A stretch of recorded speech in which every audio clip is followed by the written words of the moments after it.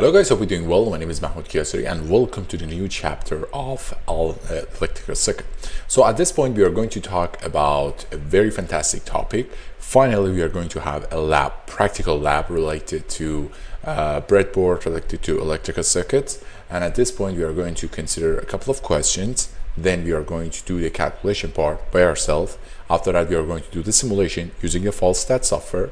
And finally, we are going to do the lab. So for the lab, since most of them are very close to each other and related, we are going to do a couple of them only, 2 or 3 of them. And then you get the idea of what would happen next if you would like to apply it for other parts. So without further ado, let's just talk about it. So as we just had this part, as we just talking about the circuit itself, the very important thing is about the pre-lab workout. It means that the very first section is related to calculation. We have to make sure that everything is fine. And after that, we can do everything we need to do, which means about the simulation and obviously about the practical things. So the very part is about the fundamental circuits. It's about the very basic one. For instance, I do have a series circuit. At this point, I do have 12 volts. Then this 12 is going to be connected to 2 resistors. One is R1 and another one is R2. So R1 is going to be 1K and R2 is 2.2K. So the very first question is how we can find the total resistance. That is simple. Total resistance in the series condition, the only thing we have to do is just add these two. So you have 1K and 2.2K, 3.2K. Then we've been asked to find the I total. So I total would be voltage divided by total R. So I do have 12 divided by 3.2K. It's going to be 3.75 milliamp. Then I have to find the voltage for each of those resistance or the voltage drop. Based on the Ohm's law, we know V equals R multiplied by I. So for each one, the only thing I have to do multiply by resistance by the current, R1 times I1, R2 times I2. So I do have these two voltages. If you add them up, you have your KVL and everything works fine. So everything is okay. After that, we are going to see the simulation and the practical lab. So as I just promised, part of this lab is related to simulation. So for the simulation, we do have specific software and the name is voltstat. So voltstat, you can just the comment section so you don't have any problem. If you open this up, you do have something like this. As you can see over here, this is just the circuit that they consider for the work. We do have some kind of measurements. Right now it's some kind of DC, and maybe as some of you would think that it is AC, but actually it's not, because we do have a capacitor and inductor. These are specific type of components. They're passive components. So we are not going to talk about these in detail, but I'm going to show you a couple of different sections of this software, which is a very good one. By the way, it doesn't matter which software you use. There are PSPice or there are other kind of software out there, but I found this website is free and it's so simple to work with. So as you can see, we do have the run and stop. It means that it's going to run and stop the whole circuit. It means that at this point we do have the current. Obviously at this point we also do have the current, but this section is going to be faster. Then we do have the simulation speed. If you want, it can be faster, it can be some kind of slower. It's the same as the current speed. Then we do have something related to capacitor, which is not our concern. On the top side, we do have different sections like the file, as you can save your project as the way you like. Most of it would be as PNG or the TXT. You can save it as TXT, and next time you can copy and paste that specific text over here, and you can some kind of have your previous circuit, because it doesn't have any memory by itself, so you have to make sure that it's going to save that one. Then we do have the edit, is not very important, and draw, which is the important part. For draw, we do have a couple of different sections. We do have wire, it's going to be W. It's going to shortcut. It means that obviously we need the wire to connect components. Then we do have the resistor. Resistor is a very common component. That's why we do have a shared circuit for it. So you do have a shortcut for that. Then we do have the passive elements. So you have capacitor, inductor, switches, and any other kind of thing, which is not our concern right now. But important part is about the source. So as you remember, each source has a positive section as has a negative section. Negative section was the ground, and we do have the voltage source. It has the 2 terminals, just like the picture itself, positive and negative. We do have another voltage source which has only one terminal, which is specific type, and we do have another AC voltage terminal that has one source, and then we are looking for what? We are looking for only voltage source and resistance. So other parts are not that important. We do have the outputs. It means that at this point we do have LEDs, we do have the analog output. The analog output would be something like this. By the way, it has a very cool feature that you can right click on component and it will show you the measurement, so you don't need to worry about that. Then we do have active components. We do have diodes, we have triac, we have other kind of components that mostly we use in electronics itself. By the way, for output, we do have ammeter, ohmmeter, and also we do have the voltmeter over here, which should be this part. Maybe I missed that. I don't know why I can't see this. Oh yeah, voltmeter. Oh my god. So yeah, we do have a voltmeter, ohmmeter, and ammeter. These three are important. We are going to talk about them. Then it also has other part, which is scope. Scopes is related to these things. If you want to have smooth and nice like this one, which is mostly about AC, because at DC we only need a number. We don't need to see any shape or movement, so we're not going to worry about that. It has options and it has circuit, because at some kind of very cool features and built-in circuit. You can just look at it if you're curious. So let's talk about our first circuit. Our first circuit is what? Based on the one that we had. It contains a voltage source, a resistance, and another resistance. So first of all, get rid of that. And the very first thing we have to do is just go to draw and inputs. We need a voltage source. The voltage source has this part. By the way, you can, when you click that, you do have this positive section. The good thing that you can do is just click the ESK and it's going to move out from this part. By the way, we do have some shortcut over here as well. You can drag and drop them like the voltage. Instead of just finding from draw, you can just click over here, or you can just click over here and drag it, just like the idea is. We don't need that because obviously we know how to do that one. So I do have the voltage source and I just hit ESK to get rid of this section. Right now I do have this part, but obviously I need the positive to be top side and negative to the downside. So I can just click it and then I can move it like this. So I do have my voltage source. Since the voltage source should be a specific number, I'm going to double click on that and make this guy as 12 volt. It is DC, it doesn't have any offset on the positive negative side. I'm going to apply and OK. Then I need a resistor, R1. So again, either we can do it over here, we can add the resistance, or we can hit R. If you hit R, it would be again as the positive sign, and it's going to be like this. Or you can simply get rid of that and go to draw, add resistor, just click on it, and you have your resistor. Bam. So the resistor, the very first one should be 1K, as the way it is. We are going to move it over here. The next one, again, hit R. And I do have as what? I do have another resistor. I'm going to double click on that and change it. So you can have K, meg, milli, whatever. The only thing you have to do is just hit the number and then that prefix. So I do need 2.2K. So I do have it over here. Then I need to connect all of them, and after that I need to add a ground. So ground will be over here, or you go draw and use input and source and ground. So ground over here, we don't have the ground in our circuit. Is some kind of, we can consider as a hypothetical ground. By the way, it doesn't matter if you put a ground or not. Negative side all the time is considered as a ground. Then we do need the wire. I either can click on the wire or I can click on W, so I can connect these two parts together. These two parts together, these parts together over here, and these parts together. By the way, I did that because I would like to connect the ground like this. Okay, right now my circuit is ready. I do have my 12 volt, I do have 1K, 2.2K, and I do have ground. So the question asked is about the total resistance. The very first thing we have to do for any total resistance, obviously we need the ohm meter. So go to the input, then we can go to the ohm meter. Oh, I'm sorry, we need the output and go to ohm meter. So this is going to be an ohm meter. And we know for finding the total resistance, we have to get rid of the source. We can just put it over here and connect it over here. As you can see, 3.2K, 1K plus 2.2K, 3.2K, done. So that was this resistance. Then we have to connect this guy backward. Connect it back again. So we have 12 volt. There another part ask for the total current. So for the total current, I need, again, go to draw, then go to the output and labels. I need the ammeter.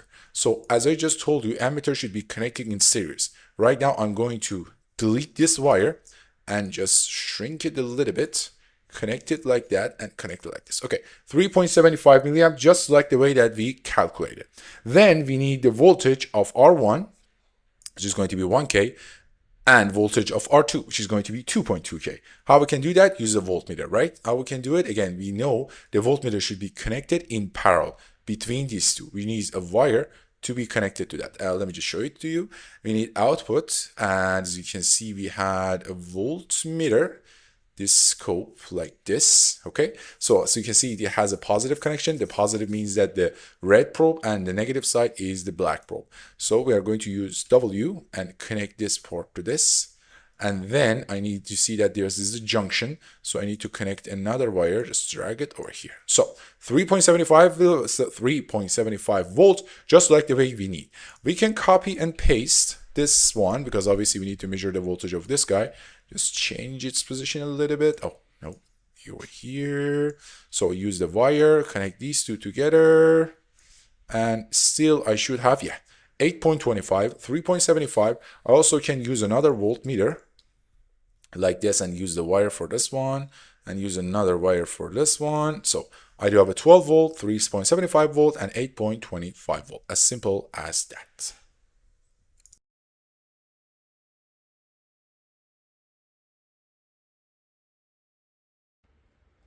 So as I just promised, right now we are going to do all those circuits that we had the calculation part and simulation part in our lab. So as you can see over here, we do have a couple of different components and equipments. The first, we do have the resistors. As you know, these resistors are color coded. As you can see over here, each of them, they do have a specific color, and based on these colors and the formula that we had, AB times 10 to the power n, and also plus minus 5% or 10%, which is related to tolerance, we can decide how much are they, and also we can use our multimeter that will show you that we can measure them.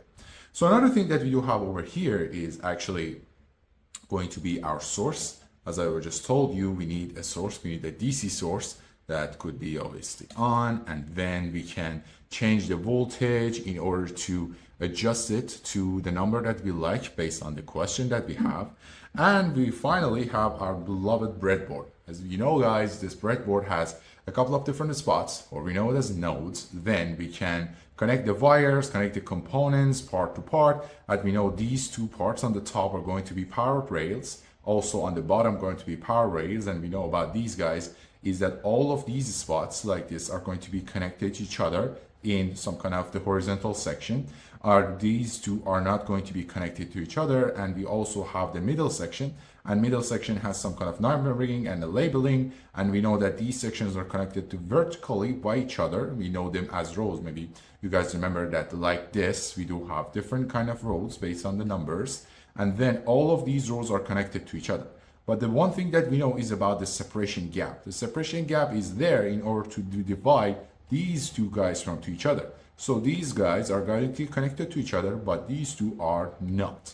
So based on the questions that we have, right now we are going to build the circuit. So just beforehand, some of the resistance that we have over there, we don't have it at the lab right now, but it doesn't mean that we cannot do this experiment. We are going to do that, but with a little bit of novelty.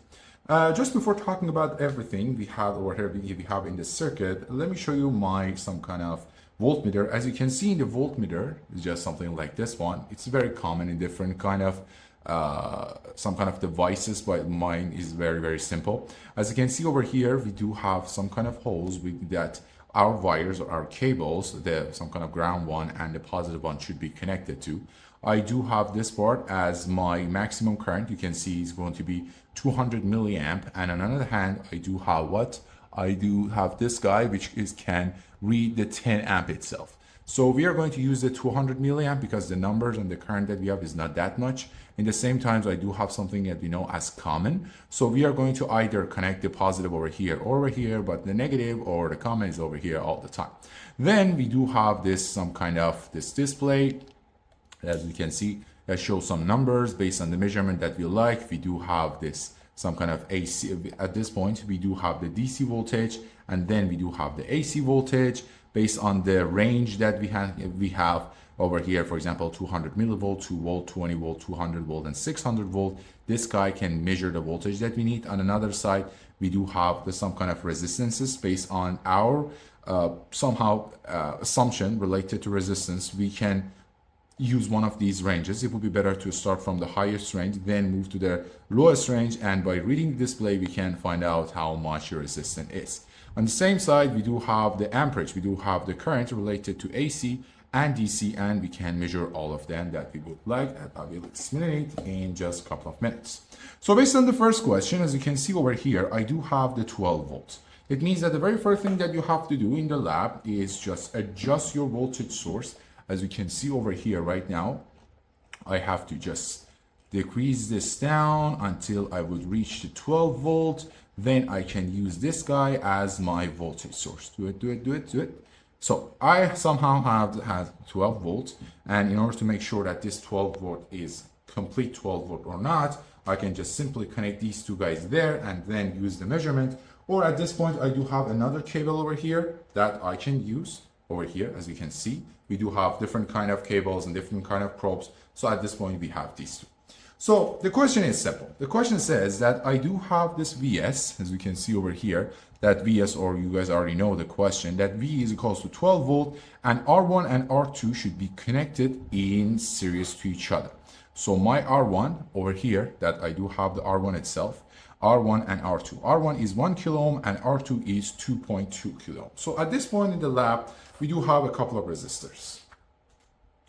So you can see that we do need what? We need 1K. So I do have 5.5K. I do have 1K, which I'm going to use it over here. I do have 2K, and then I do have 100 ohms. Since I don't have the 2.2K by itself, the very simple thing that I can do is just use 2K, then make 200 ohms in series with that, and simply I do have 2.2K. So let's build the circuit. As I just told you, or as this question asks, I need 1K. So I'm going to just separate this one from this guy, and I need the 1K, I need the 1 kilo ohm itself.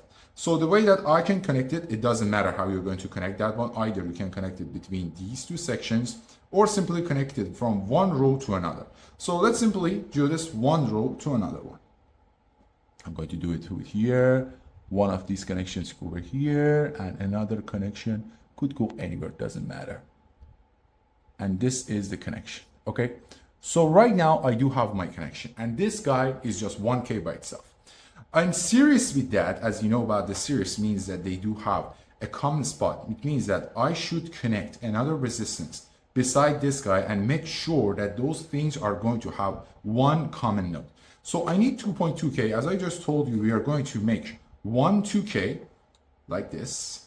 We are going to make that guy in series with two other 100 ohms. So I'm going to connect that. As you see over here, I'm going to connect it to the same row. So these two are completely connected to each other. So this one should be connected over here. One of these nodes. Okay, I do have 1K, and after that I do have another 2K. But the question is 2.2K. So it means that I need 200 ohms. As you can see over here, I do have 200 ohms, and I would like to connect them there side by side. Okay, I'm going to have 200 ohms. Taking them out, and the thing that, or the some kind of procedure that I had for these two, I'm going to do the same thing for these guys, but these two guys should be in series with this one. By the way, since the whole circuit is series, it doesn't matter where you connect these two. You can just connect them over here, or you can connect them over here. It doesn't matter. So since, as I told you, we are going to expand the circuit as much as we can, I'm going to take my space and use it in order to connect this one. So right now I do have my 100 ohms, and then I do have another 100 ohms. So right now my circuit is complete. So as you can see over here, I do have 1K, which is connected to 2K, and then this 2K is connected to 100 ohms and another 100 ohms. We did these things because we didn't have any 2.2K. So right now everything is okay. Our series is connected, but the main thing which is going to remain our source, and we have to connect it to the whole circuit itself. So we are going to use the cable. As I told you, most of the time it's very common to use the red cable as positive and use the black cable as negative itself. So the only thing that you have to do, first of all, make sure to turn off the source itself because it's already adjusted, so you don't have to worry about it. Connect your some kind of cable. It doesn't matter. It's the current source, it's a voltage source. Most of the time, we do have the voltage source. Then connect it to the circuit. After that, if you make sure that everything is okay, you can turn it on. So right now, it's just turned off. We are going to connect this red to the positive section and black one to the negative section or ground. So at this point, the question asks to connect the positive side. Based on the question, we have to connect the positive side, which is over here, to one side of our resistance, which is going to be which is going to be 1K. And then this guy, which is R2, should be connected over here. So let's turn it on. I do have my 12 volt and everything is okay. So here's the question. The question asks to measure a couple of things. What are those things? The very first thing we have to measure is about the R total. By the way, we can do the R total at the very end, or after finding the voltage and current, we can prove that the R total works. But right now, let's just try to find the current. As I told you, the very first thing you have to do is just make sure your current is an AC. And since based on the numbers that we have, we assume the number, and based on the calculation that we have, the number is 3.75. So it means that I don't need more than 20 milliamp. I'm going to adjust it. Right now it's 2. I'm going to adjust it to 20 milliamp. It means that right now my guy can read the number between 0 to 20 milliamp. Since this number is in the range of 200, I can use that. So the thing that you have to do is simple. I'm going to use another 2 cables over here because let's see, these 2 cables are connected to my source. It means that these guys, or this guy, should be connected over here. Again, 200, and I do have it over here. So I'm going to put it like that. So for measuring the current, as I told you, the one thing that we have to do is just assume the current is acting as a wire. So since current is acting as a wire, I have to make a disconnection between any 2 points. It doesn't matter which point. Between any 2 points, then connect my some kind of circuit to the system, and after that, I can do the measurement. So first of all, let's just disconnect the source because right now we don't need that. Let's have this connection. I would like to make a connection from what's at the beginning of my source. It means that the voltage or the current that I have from the source itself is going to move through this red cable. Then this guy is going to move through my ammeter over here. So I do have my positive connection. After that, I need this current to turn back or move back to where? To the place that I like. Where's the place that I like? The place that I like is going to be to the circuit itself. So I'm going to connect the black one to this part. So as soon as I do have this connection, as soon as I do have my source connected to the circuit, you can see that we can measure the current. So let's do it. So let's look at the number. Let's Let's hold it. Okay. So the number that you see is 3.78. You can keep it closer, and you guys, I believe, can see it. Okay, if it's not very, yeah, 3.78. So 3.78 is the one thing that we some kind of expected. It means that at this point, the amount of current that goes from this guy to mine some kind of a multimeter, which we are going to use it as ammeter. By the way, multimeter means that they can be used as an ammeter, as a voltmeter, as ohm meter. It doesn't matter. That's a good thing about them. So right now the current moves through this guy and then go through the ammeter, and from the black side it's going to move through the circuit and move to the black side or the ground side of my DC source, and everything is okay. Everything is set up right now, and we found the number 3.78. So we do have a 3.75, and we know we somehow expect a little bit of what? A little bit of error. If it's going to be in the span of 5 to 10% of error, we are totally fine. So that was about the current. Let's just again turn it off and make sure to turn off your circuit, to turn off your source, then connect it to the circuit you liked. And after that, we can move on to the next section. So right now everything is okay, everything is fine. So the next part is asking for the voltage of R1 and voltage of R2. Based on that calculation, we expect that R1 should be 3.75 and V2 should be 8.25. Obviously, if we add them, we should have the 12 based on the KVL should be our source. So the very first thing I have to do is first I have to disconnect this guy, which was the red cable or red probe from the current meter, from the current section, and move it to the voltage section. So everything is ready. Right now I do have a 12 volt, and it means that the maximum voltage I'm going to sense is 12. So I can just move this guy to 20 volts. It means that the maximum voltage right now my guy can measure is 20, which is in the range that I like. So let's measure it. The very first thing we have to measure is obviously R1. So R1, if you would like to get a positive number, as we know, the current moves through what? I can show it over here. The current moves through the positive section and it gets inside, based on the current that we have, based on the agreement, it gets inside the positive, negative, positive, negative, positive, negative, and positive and negative. It means that if I would like to measure the positive voltage, the only thing that I have to do, connect the red one over here to the positive side and black one to the negative side. And at that point, I can have my measurement. So everything is okay. Let's connect the source itself, and VR1 based on our calculation should be something around 3.75. Let me just do this measurement. Let me have this guy over here. Sorry, it's a little bit, I see what, okay. So, okay, so a problem just happened and I somehow misread the information on the label over here. And for the voltmeter, this guy should be connected over here, okay? It shouldn't be connected on that side. By the way, in different kind of voltmeter, these things could be different, but at this point, in my case, it should be connected over here. So everything is set right now. Let's just light it up and let's measure the main voltage. We do have it as around negative 12. By the way, it's negative 12 because I just connect the positive and negative section side by side. So let's measure this VR1. And as you can see, I do have it as what? 3.78. So 3.75 was the one that I like, but still that's fine. I do have a little bit of error. That's okay. That's completely acceptable. Then I have to measure the VR2. What is VR2? Is 2.2K plus 100 ohms plus 100 ohms would be 2.2K. Okay. Based on the measurement, you can see we do have 8 points around. Let me just light it up. Okay. We do have around 8.28. Yes, a little bit fragile right now. Yes, 8.35, 8.28, that's fine. Still is going to be in the error area that we do have, which should be 8.25. So we did everything we need for the voltages and current. So right now we can get rid of this guy, but final step would be about finding the R total.